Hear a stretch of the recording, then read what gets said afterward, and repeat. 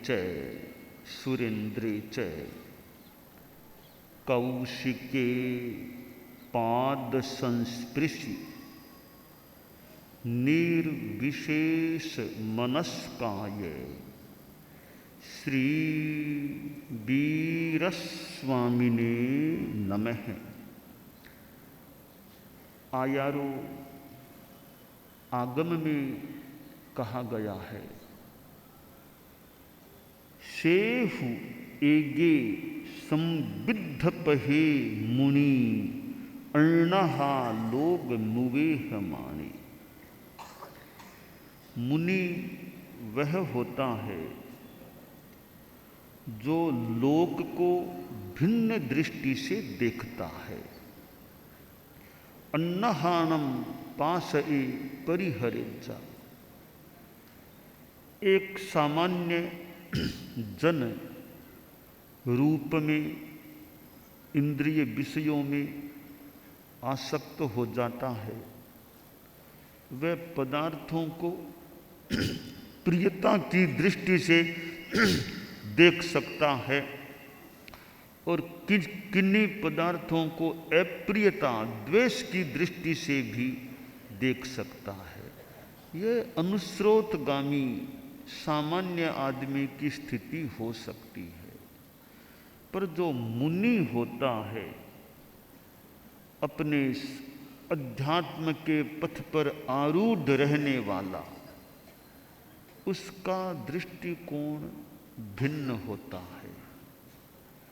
वह पदार्थों में समभाव की दृष्टि रखने वाला होना चाहिए। मनोज्ञ के प्रति राग भाव में न जाए और अमनोज्ञ के प्रति द्वेष भाव में न जाए। तो आयारों में कहा गया, अन्नहा लोग मुवेह माने। लोक को भिन्न दृष्टि से देखता हुआ साधु वह होता है जो अध्यात्म के पथ पर आरूढ़ होता है। साधुत्व को प्राप्त हो जाना बहुत बहुत बड़ी उपलब्धि होती है। पैसा कितना भी आपको मिल जाए, भौतिक सुख सुविधाएं मिल जाएं, अध्यात्म की दृष्टि वाले व्यक्ति के लिए, एक साधनाशील मुनि के लिए पैसा मानो नगण्य सी चीज है या ना कुछ सी चीज है। भौतिक सुख सुविधाएं, ऐश आराम, बेकार किसी चीजें एक साधु के लिए हो सकती है, होती है। आज भाद्रव शुक्ला त्रयोदशी है। एक मानो संत पुरुष का चरम दिवस है। आचार्य भिक्षु जो आज से 299 से अधिक 299 वर्ष से भी थोड़ा अधिक समय पहले प्राकट्य को प्राप्त हुए थे, उस महापुरुष के साथ जुड़ा हुआ यह चरम दिवस के रूप में, महाप्रयाण दिवस के रूप में आज का दिन है। आचार्य भिक्षु की संसार पक्षी या मां ने सिंह का सपना देखा था, जो आचार्य भिक्षु के जन्म या गर्भाधान के साथ जुड़ा हुआ है। जो भी यह एक विश्लेषण का विषय बन सकता है कि जिस जातक की मां ने सिंह का सपना देखा है और वह जातक अगर साधु बनता है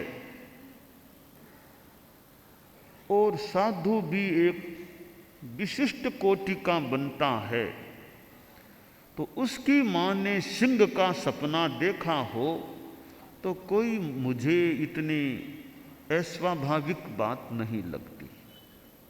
और जिसकी माँ ने सिंह का सपना देखा हो वह जातक साधु बने तो आचार्य भिक्षु जैसा साधु बने, यह भी मुझे कोई आश्चर्यकारी बात नहीं लगती।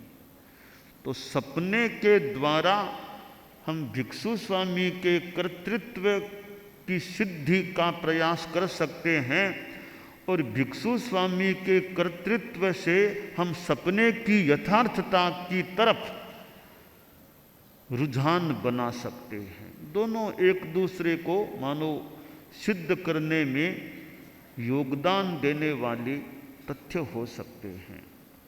जिसकी माँ सिंह का सपना देखती है और वह बच्चा साधु बनता है तो कोई भावितात्मा अनगार या कोई विशिष्ट कोटि का साधु बने, यह मुझे आगम के आधार पर भी एक बात उपलब्ध होती है, प्रतीत हो रही है।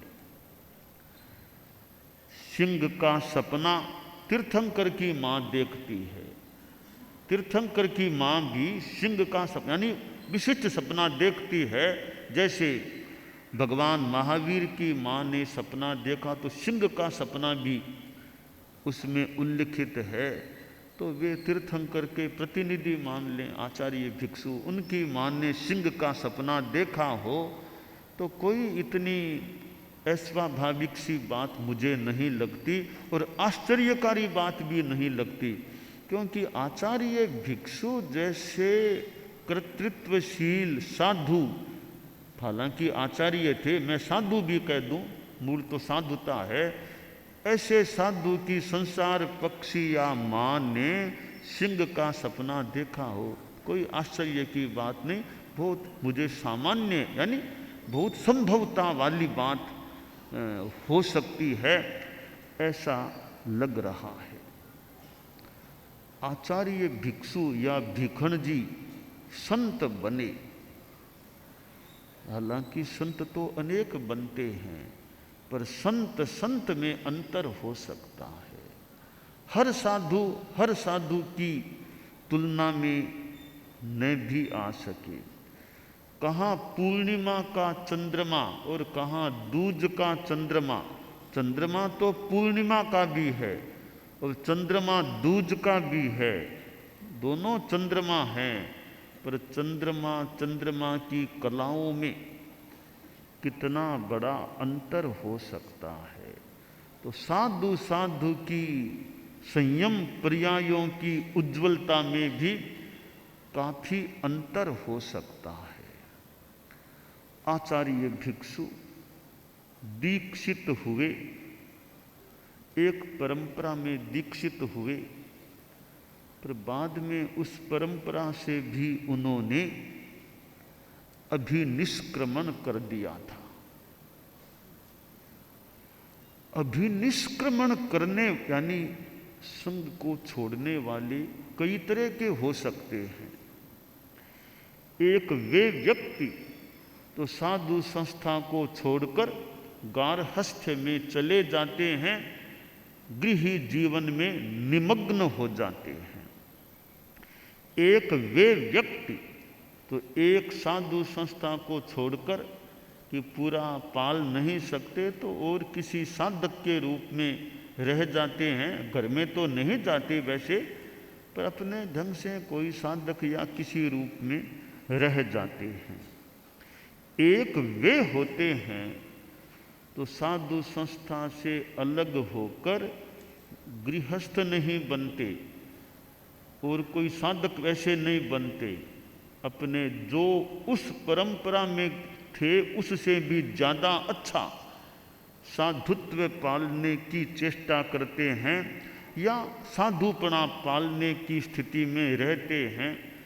एक इस प्रकार के वे निष्क्रांत व्यक्ति होते हैं। तो साधु संस्था से अलग होने वालों का भविष्य तीन प्रकार का मेरे सामने आ रहा है कि एक वे व्यक्ति जो साधु समुदाय को छोड़कर गारहस्थ्य में चले जाते हैं, और ऐसे व्यक्तियों को भी हमने देखा है, गारहस्थ्य में चले जाते हैं, वो साधुपना पाल नहीं सकते, जो भी कारण हुआ वे घर में चले गृहस्थ बन जाते हैं। और ऐसे व्यक्ति भी कि साधु समुदाय को छोड़कर वे थोड़े अपने ढंग से रहते हैं, भले साधक के रूप में रहे, किसी एकदम गृहस्थ नहीं बनते हैं, वो एक साधक या इस जैसा भी एक अपना जीवन जीना शुरू कर देते हैं। और एक ऐसे हैं जो साधु संस्था को छोड़कर उस साधु संस्था से भी ज़्यादा तेजस्वी या उसके समान मान लो अपने ढंग से साधुपन पालते हैं, साधना का जीवन जीते हैं। ये 3 प्रकार के भविष्य संग निष्क्रांतों के हो सकते हैं। आचार्य भिक्षु उस प्रकार के व्यक्ति थे जिन्होंने एक साधु परंपरा को छोड़ा और ऐसा साधुपन पाला कि क्या बताएं। अपने ढंग से मानो इतनी कुछ कठोरता और निर्मलता का प्रयास, जिस परंपरा से वे पृथक हुए उससे कहीं अधिक निर्मलता, कुछ वैचारिक भिन्नता, कुछ आचारिक भिन्नता को लिए हुए वे संभवतः आगे बढ़ते रहे थे। और समय समय पर ऐसी क्रांतियों की उपयोगिता भी हो सकती है। एक ढर्रे से एक समुदाय चल रहा है,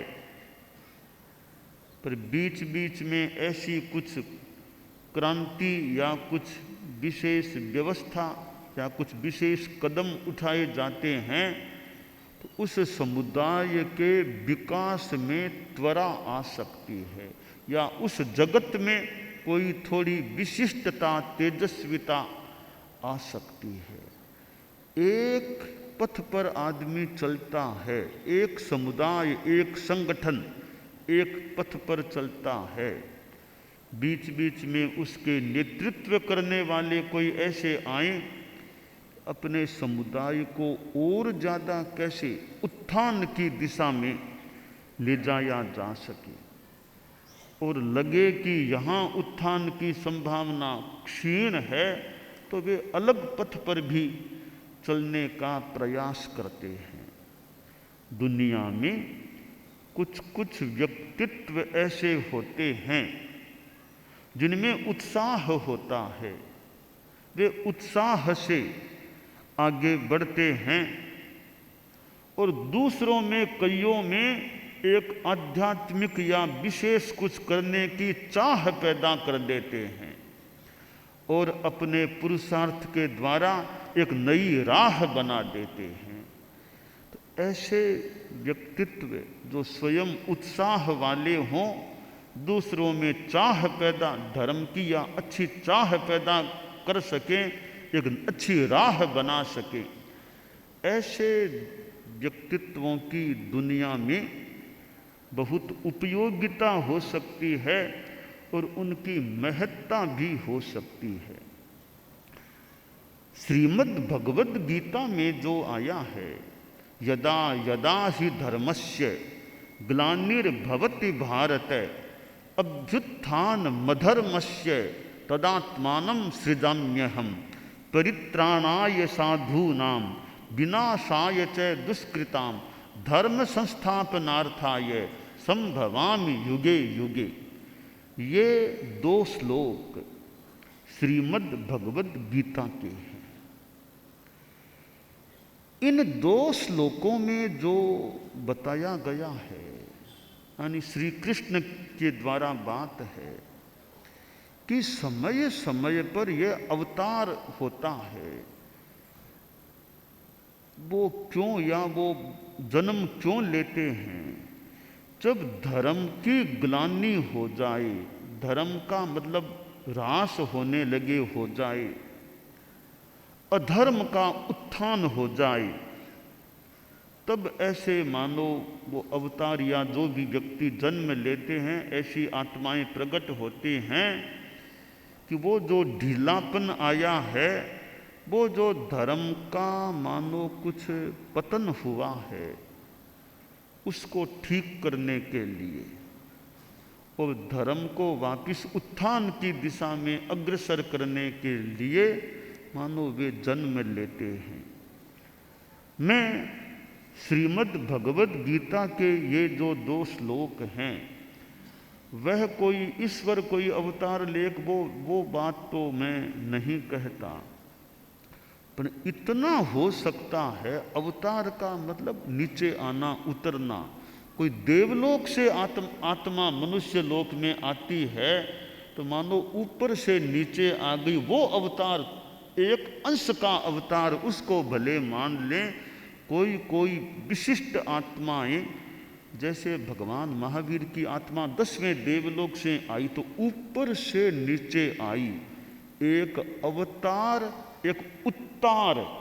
भगवान महावीर ने साधना करके सिद्धि को प्राप्त किया, उसको मैं गलत न हो तो कहना चाहूँगा, यह उत्तार हुआ था। उन्होंने ऊपर की ओर उत्तार किया।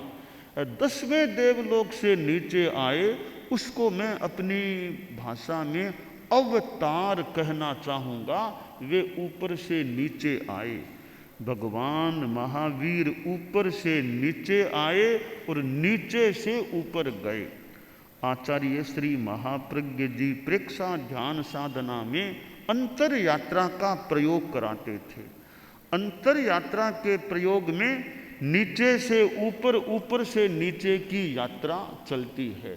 शक्ति केंद्र से ज्ञान केंद्र और ज्ञान केंद्र से शक्ति केंद्र की सुषुम्ना में वो चित्त की यात्रा, अंतर यात्रा के प्रयोग में आचार्य श्री महाप्रज्ञ जी, वे जब युवाचार्य श्री थे, जब भी वो प्रयोग कराते थे कि नीचे से ऊपर, ऊपर से नीचे सुषुम्ना में चित्त की यात्रा चले।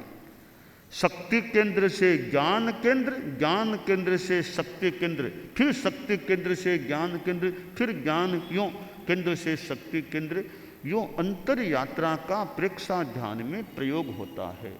वर्तमान में प्रेक्षा ध्यान का वो प्रेक्षा कल्याण वर्ष, यानी वो 50वां वर्ष कह दे, वो जो अभी चल रहा है। तो यह अवतारवाद और उत्तारवाद, भगवद गीता में जो बात आई वो मैं जहाँ तक एक प्रकार से अवतारवाद की बात है कि वो विशिष्ट आत्मा या कृष्ण के लिए कह दें, कब जन्म लेती है, यदा यदा ही धर्मस्य ग्लानिर्भवति भारत, है कि जब धर्म के प्रति ग्लानि हो जाए, धर्म का ह्रास हो जाए, अधर्म पुष्ट हो जाए, समृद्ध हो जाए, तब वो आत्मा आती है और वापिस अधर्म का नाश करने का, धर्म का विकास करने का मानो प्रयास करती हैं। मैं आचार्य भिक्षु को भगवद गीता के इन 2 श्लोकों के आलोक में जरा सा व्याख्यात करना चाहता हूँ। आचार्य भिक्षु पैदा हुए, जन्मे, प्रकट हुए और उन्होंने फिर एक अभिनिष्क्रमण किया, एक मानो आवाज उठाई, कुछ सिद्धांत के विषय में, आचार के विषय में कुछ अपना मंतव्य रखा, आगे बढ़े। तो मैं ईश्वर का अवतार तो नहीं कहता उनको, यह जैनिज्म के हिसाब से भी सम्मत नहीं है, पर कोई आत्मा पैदा हुई है तो जैनिज्म के हिसाब से भी स्पष्ट है, सिद्ध है, मान्य है, कोई आत्मा प्रकट जरूर हुई थी। और सिंह का सपना जिसकी माँ ने लिया हो तो मानो कोई विशिष्ट व्यक्तित्व, विशिष्ट आत्मा प्रकट हुई थी। और उन्होंने फिर भले विचार के जगत में या आचार के जगत में जो कुछ किया, और मैंने जो 3 कोटियाँ बताई जो संघ से, साधु संस्था से अलग होने वालों में, वे उस कोटि के मुझे लगे कि एक साधु परंपरा समुदाय को छोड़कर वे घर में जाने वाले नहीं बने, वे छोटे मोटे साधक के रूप में नहीं रहे, वे तो मानो विशिष्ट साधुपन पालने वालों में रहे। तो घर साधु संस्था छोड़ने वाले के 3 प्रकारों में ये इस प्रकार के व्यक्ति थे। और खास बात एक यह भी है, कई बार मान लो साधुपन पाल भी ले, उनके जाने के बाद वो क्रम ज़्यादा आगे भविष्य में न चले तो विराम को प्राप्त हो जाए, ऐसा भी हो सकता है कहीं कहीं, और कहीं कहीं आगे भी परंपरा चलती है। पर आचार्य भिक्षु की परंपरा तो ऐसा नहीं कि स्वामी जी पधार गए 2, 4, 5, 10, 20 साल बाद परंपरा समाप्त हो जाए, वो स्थिति नहीं बनी। आज तेरा पंथ को शुरू हुए 265 वर्षों से भी थोड़ा अधिक समय हो गया, और वो परंपरा आज भी हमारी चली आ रही है। परंपरा चली आ रही है, और जो कई बातें आचार्य भिक्षु के समय में जो मानो निर्धारित हुई या स्थापित हुई, कि जैसे वो एक लिखित की भाषा में है, 1832 में उन्होंने अपने उत्तराधिकारी की नियुक्ति की और मर्यादा पत्र का निर्माण किया कि रिख भीखन सर्व साधा ने पूछने, सर्व साध साधवियारी मर्यादा बांधी, ते साधा ने पूछने साधा कनाथी कहिवाय ने ते लिखिए छे, सर्व साध साध्वी भारमल जीरी आज्ञा माहे चालनो, बिहार चौमासो करनो तो भारमल जीरी आज्ञा सु करनो, दीक्षा देनी ते भारमल जीरा नाम दीक्षा देनी, चेलारी कपड़ारी साताकारिया खेतररी आदि देने ममता कर ने अनंता जीव चारित गमाई ने नरक निगोद माए गया थे। अब देखिए, वे जो ये मर्यादा की बातें हम माने कि सर्व साध साध्वी भारमल जीरी आज्ञा माहे चाल, यानी भावी आचार्य की आज्ञा में मान ले हम परंपर रूप में, तो यह बात आज 11वीं पीढ़ी के आज की डेट तक हम माने कि वो एक आचार्य की परंपरा 265 वर्ष हो चुके हैं। कभी भी धर्म संघ में 3, 4, 5 आचार्य एक साथ नहीं हुए, तो वो एक आचार्य की परंपरा स्वामी जी के समय से लेकर आज की दिनांक और अब तक के बजे तक एकदम मानो हू बहू कह दें चली आ रही है कि एक आचार्य रहेंगे। अब स्वामी जी ने जो लिखा है, दीक्षा देनी ते भारमल जीरा नाम दीक्षा देनी, दीक्षाएं हो तो भारमल जी के नाम से, वर्तमान आचार्य के नाम से, तो आज भी हमारी वही परंपरा है। अधिकांश तो दीक्षाएं स्वयं आचार्य प्रवर ही देते हैं वर्तमान में, कदाचित कहीं बाहर भी हो तो चेला चेली वो उनका नहीं बने, वो परंपरा, वो नियम, वो रीति हमारी आज भी कि चेला चेली आचार्य के ही हों। दीक्षा कोई दूसरा भी दे दे तो वो उसको अपना चेला चेली न बनाए, तो वह भी परंपरा हमारी मानो जीवित है।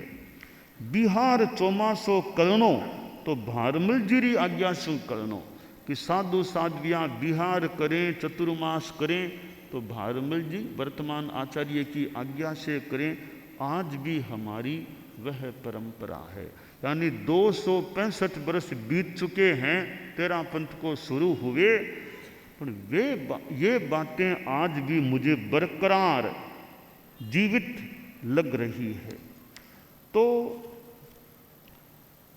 आचार्य भिक्षु ने जो कुछ व्यवस्थाएं मानो दी थी, वो 265 वर्ष हो गए तेरा पंथ को शुरू हुए, और वो मुझे एकदम मानो यथावत कह दूं, कुछ भी कह दूं, वो आज भी केवल कागजों में किताबों में ही नहीं है, वो हमारे व्यवहार में भी आज भी चली आ रही है।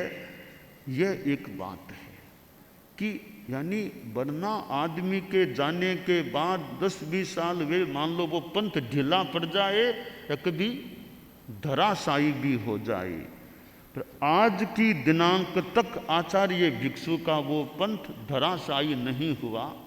धरा स्थित मान लो, धरा स्थित मान ले, धरा पर आसीन मान ले या कुछ भी मान ले, धराशायी नहीं बना है और गतिमान भी है, धरा पर चलने वाला, धरा चालक, धरा चालक मान ले, धरा शाही नहीं, धरा चाली, धरा पर चलने वाला बैठने वाला मान ले। तो यह विशेषता है, एक प्रवर्तक व्यक्ति के चले जाने के बाद भी उसका पंथ आगे चलता है। आचार्य भिक्षु में जो ज्ञान चेतना थी वो मुझे कोई सामान्य साधु नहीं लगते। एक तरफ आचार और एक तरफ ज्ञान। आचार्य भिक्षु जन्म 3 शताब्दी का वर्ष अभी हम मना रहे हैं और उसका जो घोष है, दृढ़ निष्ठा से करें प्रयास, दृढ़ निष्ठा से करें प्रयास, दृढ़ निष्ठा से करें प्रयास। भिक्षु चेतना वर्ष नाम है इस वर्ष का। तो इसमें भाई सद्ज्ञान और चारित्र और दृढ़ निष्ठा 3 चीजें आ गई हैं। तो आचार्य भिक्षु के जीवन में हम ज्ञान को भी देख सकते हैं, आचार्य भिक्षु के जीवन में हम निष्ठा को भी संभवतः देख सकते हैं और आचार्य भिक्षु के जीवन में आचार को भी, चारित्र को भी देख सकते हैं कि एक व्यक्तित्व ने जीवन अंतिम श्वास तक मानो जो साधुपन नए रूप में स्वीकार किया, एक परंपरा को छोड़ा, नए रूप में साधुपन स्वीकार किया, तो बीच में भी घर में नहीं गए, ऐसा नहीं बीच में घर में आके आए, एकदम वो साधुपने का क्रम एक परंपरा में था, फिर अंतरिम काल में रहा, फिर नए पंथ नए सिरे से वो प्रारंभ हो गया।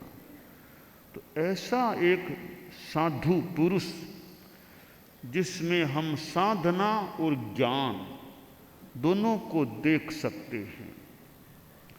आचार्य भिक्षु जन्म 3 शताब्दी वर्ष के अंतर्गत अभी यह त्रिदिवसीय समारोह भी हमारा चल रहा है।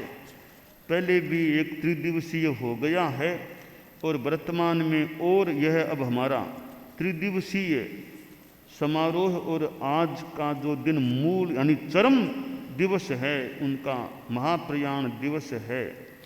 और अंतिम भाद्रपद की उनके जीवन का जो अंतिम भादवा महीना आया था उसमें जो उन्होंने धर्म संघ को शिक्षाएं दी थी, आचार्य महाप्रज्ञ जी का वो गीत जो है, ज्योति का अवतार बाबा ज्योति ले आ, ज्योति का अवतार बाबा ज्योति ले आ, ज्योति का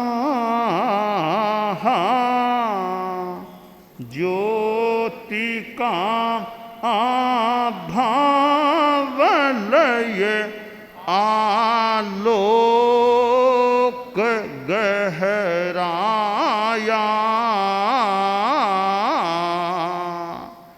ज्योति का अवतार बाबा ज्योति ले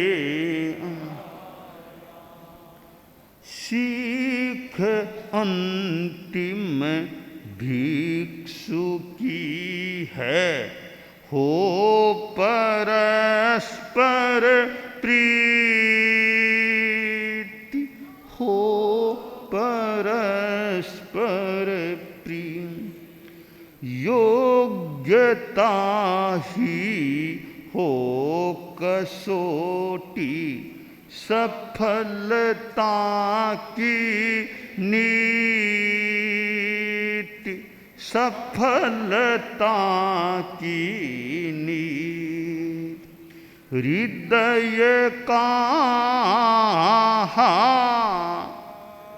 हृदय का संगीत बाबा गीत ले आया, ज्योति का अवतार बाबा ज्योति ले, ज्योति का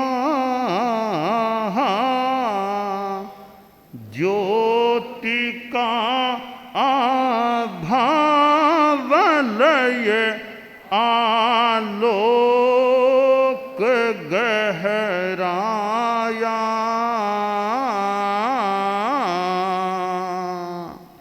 ज्योति का अवतार बाबा ज्योति ले आया। तो अंतिम जो ये भाद्रपद महीना था आचार्य भिक्षु के जीवन का, उन्होंने अनेक शिक्षाएं फरमाई है। भी भारमल जी स्वामी उनके उत्तराधिकारी है, उनके बारे में भी फरमाया है। और ये जो शिक्षाएं दी है मानव धर्म संघ को या साधु साधियों को, सगला रे सगला साधन साधवी रे, रख जो हेत विशेष रे, जिण तिण रे जिण तिण मत ढूंढ जो रे, दीक्षा दीजो देख देख रे। ये शिक्षाएं जो फरमाई, एक तो हेत भाव रखना चाहिए। हमारे संत उपस्थित हैं, नवदीक्षित संत भी हमारे साथ हैं और भी हमारे पहले के संत भी हैं कि स्वामी जी की यह शिक्षा है परस्पर हेत रखना चाहिए, यानी पवित्र सौहार्द भाव रखना चाहिए। हमें बात बात में कोई कलह झगड़ा हो ऐसे अवसर से बचने का प्रयास करना चाहिए। सौहार्द का भाव, हेत नवदीक्षित हमारे साध्वियाँ भी है, समणियाँ भी दीक्षित हुई हैं, तो स्वामी जी ने साध्वी का भी उल्लेख कर दिया। सगला रे सगला साध साध्वी, केवल संतों को ही नहीं साध्वियों को भी है। और ये हमारे नए युग की सन्यासिन, नए युग की मानो सन्यासिन हैं, नए युग की सन्यासिन मान लें, गृह त्यागिनी हैं। तो यह शिक्षा हम सब के लिए, अपितु श्रावक श्राविकाओं के लिए भी मान लें, जो साधु साधियों के लिए है। तो निर्वध्य रूप में श्रावक श्राविकाओं में भी वह एकसाय भाव रहे। तो खासकर साधु साध्वी का तो उल्लेख भी है। तो संतों में परस्पर सौहार्द भाव रहे, उचित विनय रखना, लड़ाई झगड़ा कलह को मौका न मिले, साधियों के साथ विनयपूर्ण अच्छा सौहार्दपूर्ण व्यवहार रखना। किसी सिंगाड़े में रहो, किसी साज में रहो, कहीं रहो, अपना हेत भाव, असमाधि न हो, कलह न हो, इस तरह का व्यवहार रहना चाहिए। तो हमारे नवदीक्षित ये जो साधु साध्वियाँ समणियाँ हैं, तो ये स्वामी जी की जो शिक्षा है इसको भी कभी कभी मानो याद कर सकते हैं भी कि सगला रे सगला साध साध्वी रख जो हेत विशेष, कि हेत रखना चाहिए, सौहार्द रखना चाहिए, कलह से बचने की स्थिति बनी रहे, यह प्रयास रहे। तो न केवल नवदीक्षितों के लिए, हम सभी के लिए है कि परस्पर सौहार्द भाव रहे। कि साधुओं में साधियों के साथ जो व्यवहार है उसमें भी कलह न हो, चाहे गोचरी का विषय हो और कोई विषय हो। और जहाँ तक मेरा प्रथम दृष्टया या सतही दृष्टया या थोड़ी गहरी दृष्टि से आकलन है कि गुरुकुलवास में मुझे जितना मैंने कि साधुओं में साधियों में परस्पर का व्यवहार संभवतः काफी यूँ ठीक है। कोई गोचरी के मुद्दे को लेकर और कोई चीज़ के मुद्दे को लेकर कहीं कोई तनातनी हो, ऐसा वर्तमान में संभवतः प्रायः मेरी नज़र में नहीं आ रहा है। वरना वो मुद्दा कई बार आचार्य श्री तक आ जाए कि यह मुद्दा हो गया इस बात को लेकर। कोई ऐसा मुद्दा न गोचरी का मुद्दा लेकर के और के कि कोई तनातनी हो गई यार, इसका कोई निर्णय देना पड़ेगा। संभवतः इन वर्षों में तो मेरे ख्याल में नहीं आ रहा है कोई ऐसी। इसका मतलब थोड़ा सौहार्द का एक सौहार्दमय है कि गोचरी को लेकर के और के कोई तनातनी हो जाए ऐसी बात। और जगह को लेकर के भी थोड़ा बहुत कभी बात आ जाए तो आ जाए, बाकी साधियों की एक संतों की एक थोड़ी बहुत बात आए व्यवस्थागत तो हम उसका जो भी निर्णय देना हो। बाकी कोई स्थान को लेकर के भी कोई ज़्यादा तो मैं नहीं कहता, फिर भी कोई विशेष बात मेरे तक कोई कलह के रूप में आए संभवतः इन वर्षों में कोई विशेष स्थिति नहीं है। और क्योंकि वो हमारा तंत्र व्यवस्था तंत्र ऐसे हैं विधि विधान, थोड़ा बहुत हो तो फिर हम बता दें भी ऐसा करना चाहिए ऐसा नहीं। यानी कुल मिलाकर के सौहार्द भाव गुरुकुलवास में लग रहा है साधुओं में और साधियों में। हालांकि व्यक्तिगत का मैं कोई कमेंट नहीं करता, व्यक्तिगत साधुओं में और का मैं कोई कमेंट नहीं करता। मैं साधुओं और साधियों का परस्पर का व्यवहार है जो व्यवस्थाओं संबंधी कार्य संबंधी उसको यथा संभवतया मेरे ख्याल में काफी यूँ कोई कलह वाली बात नज़र में नहीं आ रही है। और संतों में भी कोई मतलब कोई विशेष मेरे सामने कोई कलह की और की संभवतः बात अभी नहीं आ रही है। यानी वो स्वामी जी की शिक्षा को मानो हम कुछ चरितार्थ कर रहे हैं और तो हमारी श्रृंगारों में और में समनियों में सब में चित्त समाधि रहे, कलह को और को मौका न मिले, ऐसा यथा संभवतया हमारा प्रयास रहना चाहिए। तो आचार्य भिक्षु की अंतिम भाद्रव महीने की शिक्षाओं में एक शिक्षा यह दी गई है कि साधु साध्वियाँ परस्पर हेत रखें, सब हेत रखें, यानी हेत मतलब सौहार्द रखें, उचित पवित्र प्रेम रखें, कलह झगड़ा न हो यह माने। एक शिक्षा दी गई दीक्षा के बारे में कि जिन तिन ने मत मूंद जो, हर किसी को दीक्षा मत देना, देख देख कर दीक्षा देना। तो मैं जहाँ तक समझता हूँ प्राय स्वामी जी की यह शिक्षा भी हमारे चरितार्थ हो रही है कि हम स्वामी जी कहीं मेरी बात को सुनते हों तो निवेदन है कि भगवान आपने जो शिक्षा जो हमें मिली है हम वर्तमान में भी दिन तिन ने मत मूंद जो रे, संभवतः काफ़ी हम खरे इस पर चल रहे हैं। दिन तिन को मूंदने का हमारा क्रम संभवतः नहीं चलता। आपकी जो शिक्षा है हमने तो कई वर्षों तक रख के कई बार देखते हैं, कई वर्षों तक मुमुक्षु रहती है, भाई भी कुछ समय जैसा भी होता है रहते हैं।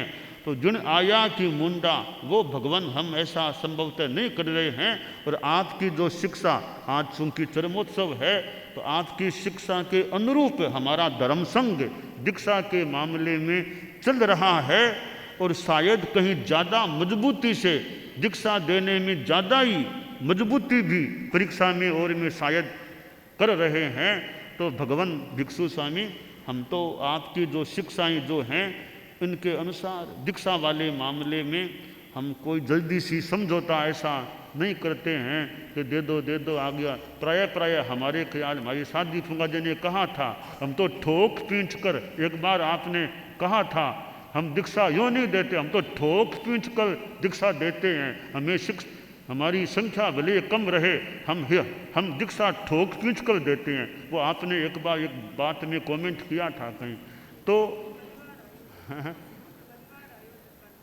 हाँ फरमाओ। अच्छा थोड़ा जोरू फरमा दे।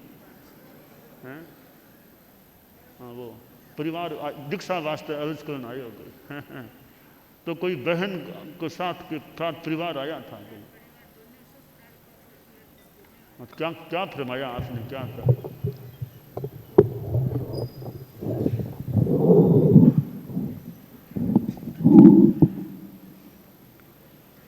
भंते, अभी कुछ दिनों पूर्व ही एक परिवार आया था, एक बहन को अपने साथ में लेकर के कहा कि ये यहाँ, वो तेरा पंथ की बेटी थी, कहा यहाँ दीक्षा लेना चाहती हैं।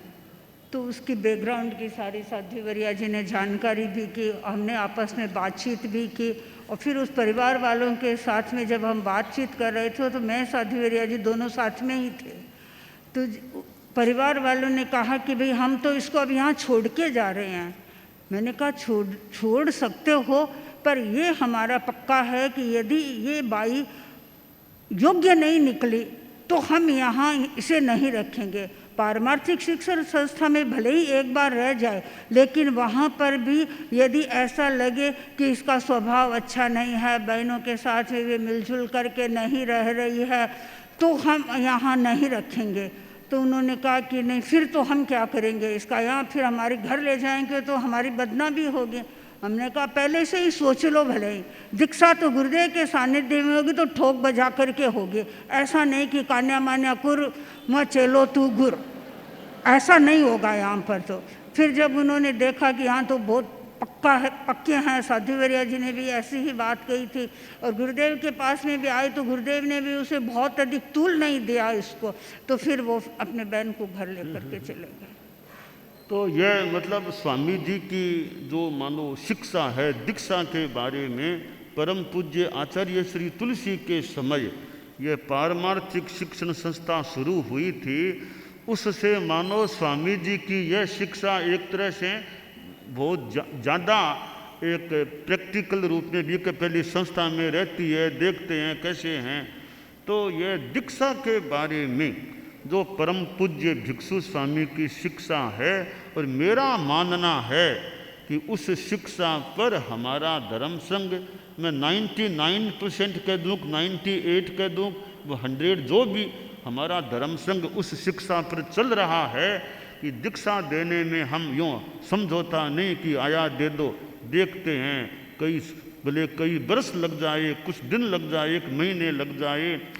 तो ये जो स्वामी जी की शिक्षा हमें मिली हुई है, तो हम स्वामी जी की शिक्षाओं पर भी यथासंभवतया ध्यान रखें, ध्यान दें कि कैसे हमारी, तो ये स्वामी जी के समय की कई बातें, एक आचार्य और हमारी शिष्य परंपरा, हमारे एक आचार्य के शिष्य बिहार चौमासा आचार्य के निर्देश के अनुसार और दीक्षा में यह जागरूकता, और उत्तराधिकारी में भी भारमल जी यानी वर्तमान आचार्य जिसको बनाए, वो परंपरा हमारी आज भी चल रही है। तो यह एक कि स्वामी जी ने जो कुछ रेखाएं खींची थी, उनमें संभवतः कई रेखाओं पर हम आज भी, जैसे रेलगाड़ी पटरी पर चलती है ना, तो हम भी मानो स्वामी जी की कई जो बातें उस पटरी पर हमारा संघ, हमारे संघ की रेलगाड़ी वो स्वामी जी की मर्यादाओं की पटरियों पर आज भी मानो दौड़ रही है। ऐसा नहीं कि पटरी को छोड़ दिया है। कई बातों के मामले में तो मैं मेरा आकलन ऐसा है, ये बता रहा हूँ। तो आज आचार्य भिक्षु का ये चरमोत्सव का दिन है और उनसे जुड़ा हुआ हमारा धर्म संघ है। हमारे धर्म संघ में संत भी हैं, साध्वियाँ, समणियाँ, श्रावक श्राविकाएँ। तो अब हम देखें, श्रावक श्राविकाएँ भी हैं, उनमें भी कहीं कितनी धर्म की भावना, त्याग की भावना, त्याग कराओ, वो त्याग कराओ, 1 साल का कराओ, आप कोई त्याग करा दो। इतने लोगों में यह त्याग की भावना। और देखिए चतुर्मास में यूँ परिषद, यूँ यहाँ इतने लोगों का कुटीरों में और में बंगलों में यूँ जम करके रहना।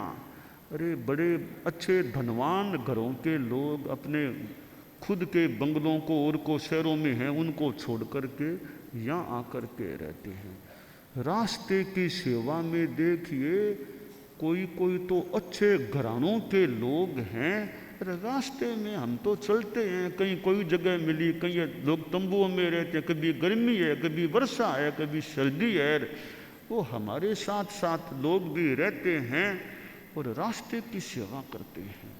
कितनी विशेष बात। अरे कोई सामान्य लोग नहीं कि गरीब लोग, अच्छे घरानों के लोग हैं, धनवान हैं, जिनके पास अच्छी एक स्थिति है आर्थिक, वो लोग घर छोड़ के हमारे साथ रहते हैं, रास्ते में सेवा करते हैं डेरों के रूप में। तो कहीं गर्मी धूप लू तावड़ार वो तंबू के बने हुए ऐसे कहीं बैठ गए, कहीं सो गए, कहीं अपनी गाड़ी में, जैसा भी है, पर साथ जो सेवा करते हैं, ये भी एक विशेष बात है। तो ऐसे श्रावक श्राविकाओं में भी कितनी भावना है सेवा की और की, भक्ति है। गोचरी में और में बराने में कितनी इनकी भावना भक्ति है। तो स्वामी जी के संग में यह स्थिति है कि आज श्रावक श्राविकाएं भी, और अब तो इतनी संस्थाएं हो गई है समाज में, उन संस्थाओं में भी कार्य करता रहते हैं, अपना समय लगाते हैं, काम करते हैं। यह भी संस्थाओं के रूप में भी एक धर्म संघ में स्थिति बनी हुई है। यह स्वामी जी के संग में, वैष्णव संग में हम देख रहे हैं कि लोगों की भक्ति भावना, मंगल पाठ सुनना, दर्शन करना, चरण स्पर्श करना, वो करना, गोचरी बैराना, यहाँ आकर के रहना, तो यूँ जगह और रास्ते में रहना। तो ये जो स्वामी जी के श्रावक श्राविका समुदाय में, मान लो तेरा पंथ के श्रावक श्राविका समुदाय में, ये कितनी एक भक्ति भावना भी हमें देखने को मिल रही है। न केवल साधु साध्वियाँ विहार करते हैं, उनको भी लोग संभालने वाले संभालते हैं और सेवा करते हैं। तो हमारा ये धर्म संघ आचार्य भिक्षु से जो जुड़ा हुआ है, और आज तो अब समन श्रेणी भी है, ठेठ विदेशों में भी, प्रेक्षा ध्यान विदेशों में, समन श्रेणी विदेशों में, पर्यूषण के संदर्भ में कितने समणियों के ग्रुप्स विदेश में गए हैं। क्योंकि पर्यूषण के लिए सेंटर वैसे हिंदुस्तान में है, पर्यूषण निकट आ गया, समणियाँ वहाँ चली जाती है। अब इधर वाले रह गए, विदेश वालों को वहाँ पर्यूषण का लाभ, या फिर उपासक आदि जो भी होता है वो हो सकती है। तो विदेश में भी तेरा पंथ पहुँचा हुआ है, वहाँ हमारे अनुयायी लोग भी रहते हैं और समणियाँ भी वहाँ रह जाती है। तो यह समन श्रेणी भी जो बाद का उत्पाद है आचार्य भिक्षु के धर्म संघ का ही उत्पाद, एक नया आयाम। वह समणी श्रेणी भी अपने ढंग से काम कर, अभी कई समणियाँ आई है, नई 4 दीक्षाएं भी हो गई हैं। तो यूँ समणियाँ भी अपना अच्छा, अपनी साधना, हमारी स्वामी जी की शिक्षाएं भी जीवन में रहे, ये नियोजिका जी आदि आदि कई समणियाँ हैं। तो समन श्रेणी भी सन्यासी कह दे, गृहत त्यागिनी है। तो कुछ अंतर है, माने कुछ तो अंतर है, मान लें साध्वी में समणी में, फिर भी साधना, काम करना, जगह जगह जाना। तेरे ग्रुप्स बाहर पर्यूषण में थे, समणियों के तेरे सेंटर के मिला करके, सेंटर को मिलाकर तेरे ग्रुप्स बता रहे, तेरे 6 अमेरिका में, 7 अन्यत्र, लंदन में भी है। हाँ, कई जगह गई थी समणियाँ। हाँ, कहते हैं इंडोनेशिया, लंदन, इधर दुबई में गई हुई है, अबू धाबी, ये कई जगह यूँ समणियों का क्रम, कई समणियाँ कई जगह। तो यानी स्वामी जी के संग में यह नया उत्पाद गुरुदेव तुलसी के समय हुआ, और समणी श्रेणी के द्वारा भी अपने ढंग से विदेश में और में जैन विश्व भारती इंस्टीट्यूट में जो कार्य हो, नई समणियाँ है, उनका भी चारों का जो विकास अच्छा होता रहे, नई बनी है।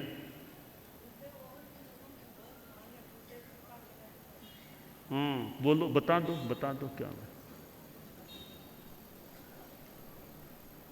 वैसे साध्वी वरिया हमारी ओर से समणी श्रेणी के लिए देख रेख के लिए है। साध्वी वरिया खुद तो जाती नहीं है विदेश में, समणियाँ जाती हैं।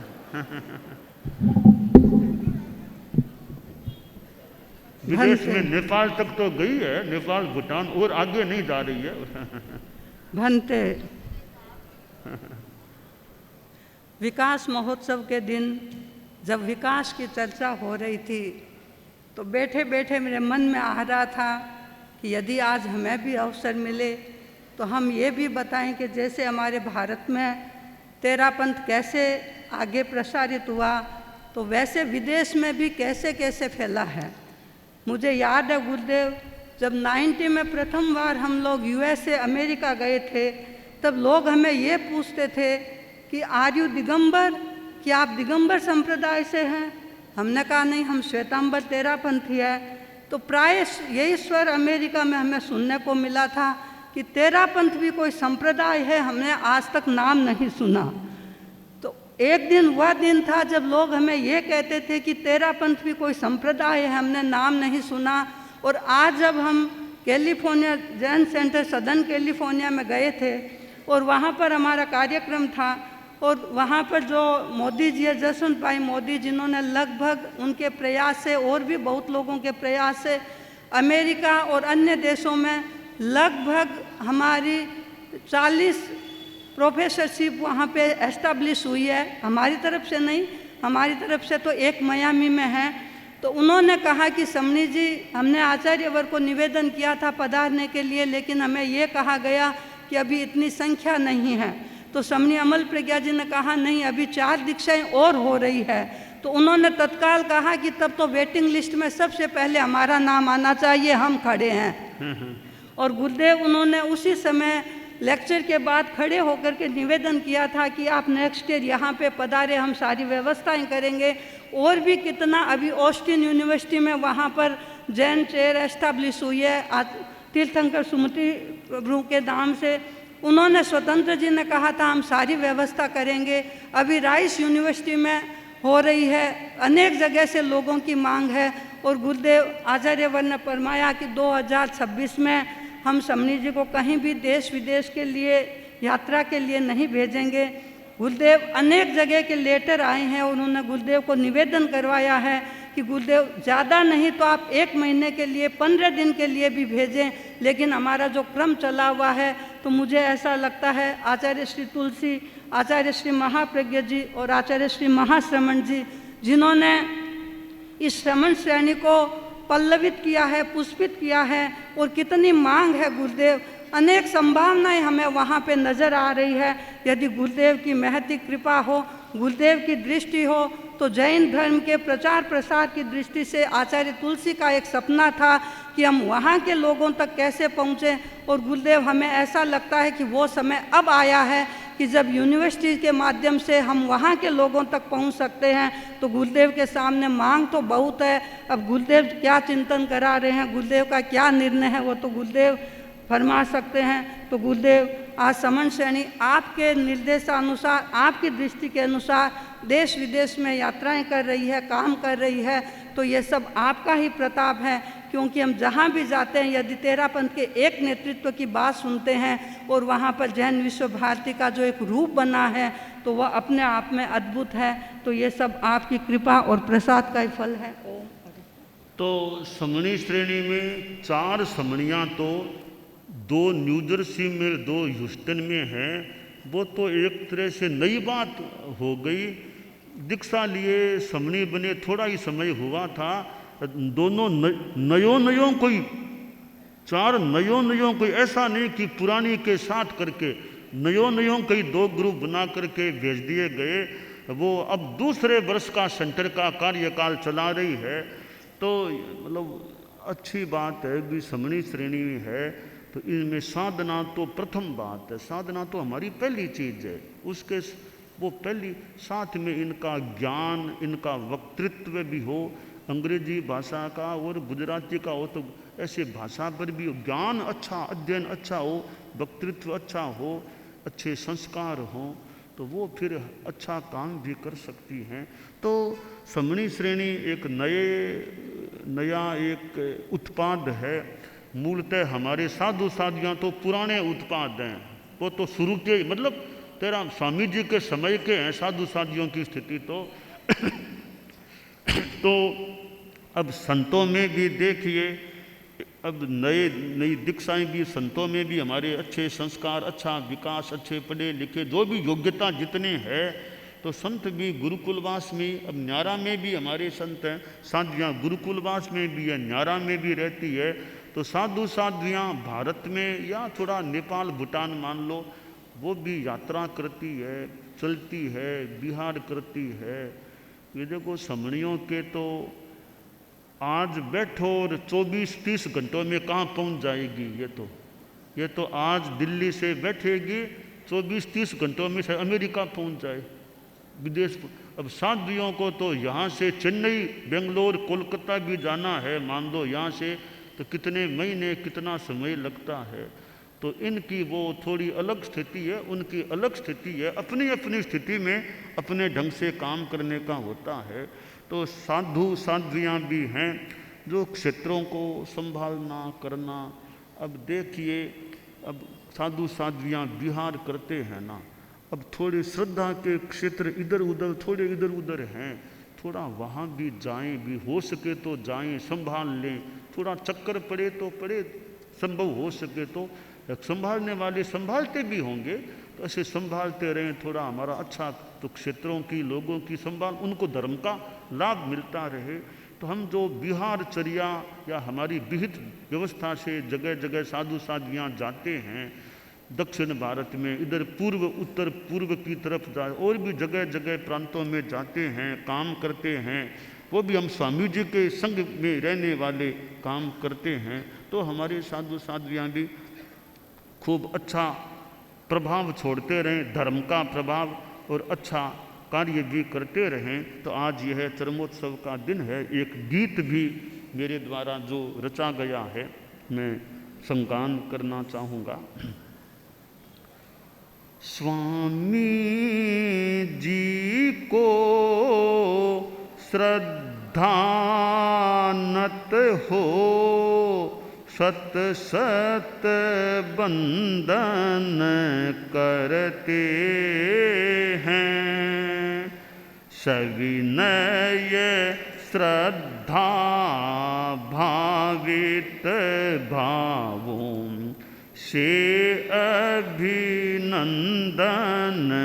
करते। स्वामी जी को श्रद्धानत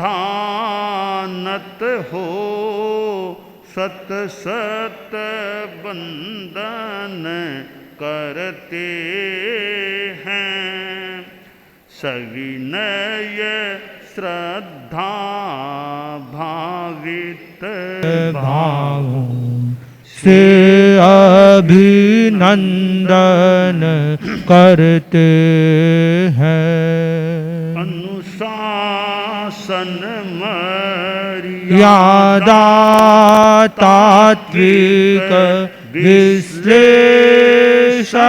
की गरिमा थी। अनुशासन मर्यादा तात्विक विश्लेषण की गरिमा थी। दृष्टांतों से बोध कराने की पद्धति की महिमा थी, की पद्धति की महिमा थी। पर उपकारी ज्ञानी मुनिवर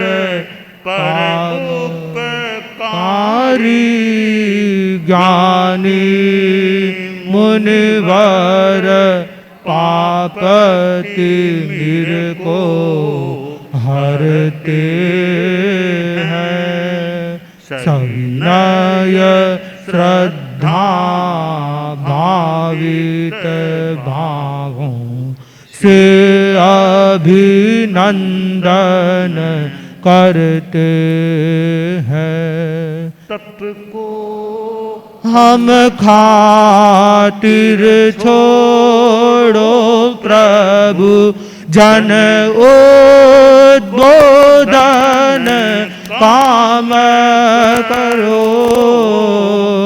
तप को हम खातिर छोड़ो प्रभु जन उद्बोधन काम करो निर्मल प्रतिभा का उपयोग मुनि सदा अभिराम करो मुनि सदा अभिराम करो मुनिवर युग के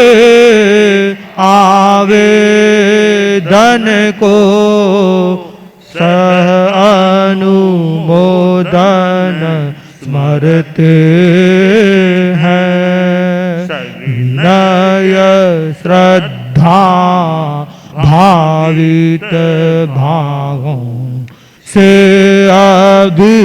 अभिनंदन करते हैं सिरियारी में पावन अनशन विभुवर ने स्वीकार किया सिरियारी में पावन अनशन विभुवर ने स्वीकार किया मुनि जीवन का पूत मनोरथ मुनिपति ने साकार किया मुनिपति ने साकार किया त्यागी परमार्थी यति निज पर आत्मा को उद्धरते हैं सविनय श्रद्धा भावित भावों से अभिनंदन करते हैं स्वामी जी की त्रिशताब्दी का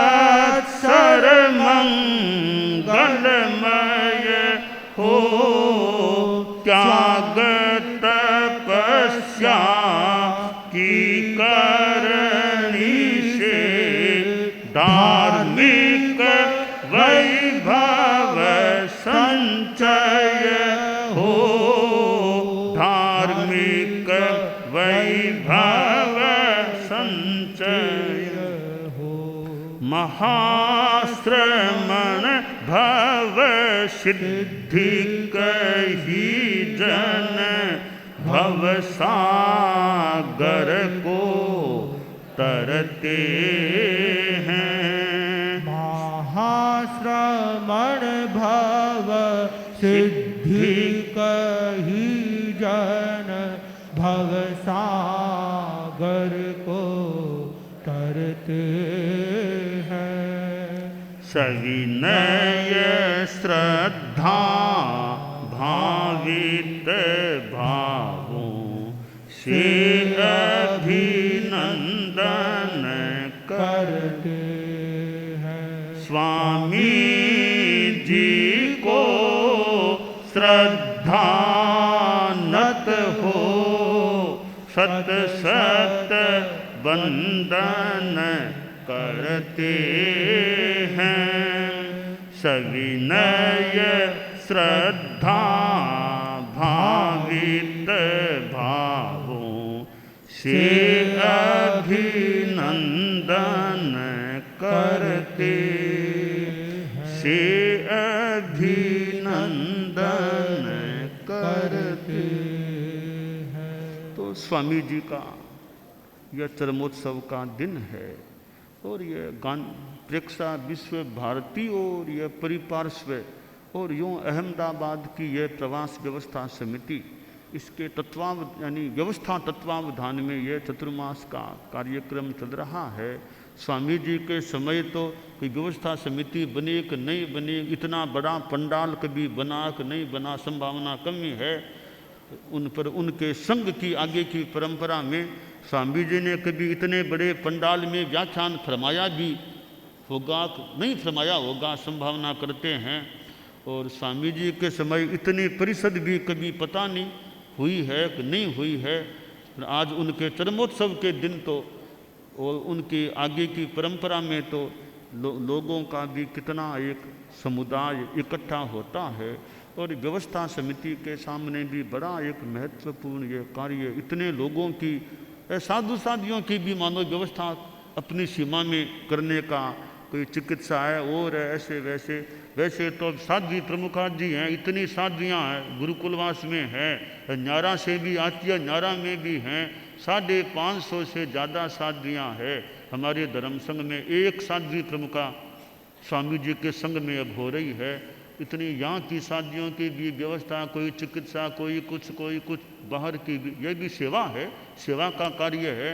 अच्छा साध्वियों की और की हैं साध्वी वरिया समनियों की, मुमुक्षुओं की सार संभाल में, तो यह सेवा के कार्य हैं।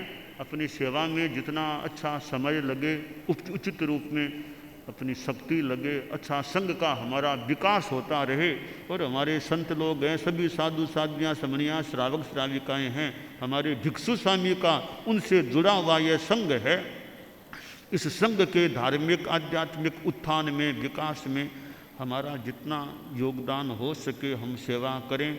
और स्वामी जी से जुड़ा हुआ यह 13 पंथ शासन, उनकी आचार्य परंपरा, फिर आचार्य श्री तुलसी, आचार्य श्री महाप्रज्ञ जी हमें गुरु के रूप में मिले थे। तो आज हम ये चरमोत्सव का कार्यक्रम, रात्रि में भी धम्म जागरणा संभवतः हो सकेगी और संभवतया मैं भी यहाँ धम्म जागरणा में थोड़ी देर के लिए हाजिरी भराने के लिए शामिल होने के रूप में आने का मेरा भी विचार है कि यहाँ मैं भी थोड़ा उपस्थिति दर्ज कराऊँ यहाँ धम्म जागरणा के अंतर्गत। तो रात्रि का हमारा कार्यक्रम भी धम्म जागरणा का, स्वामी जी के प्रति एक भक्ति अर्पित करने का मानोक्रम अच्छे ढंग से संपन्न हो, ये काम।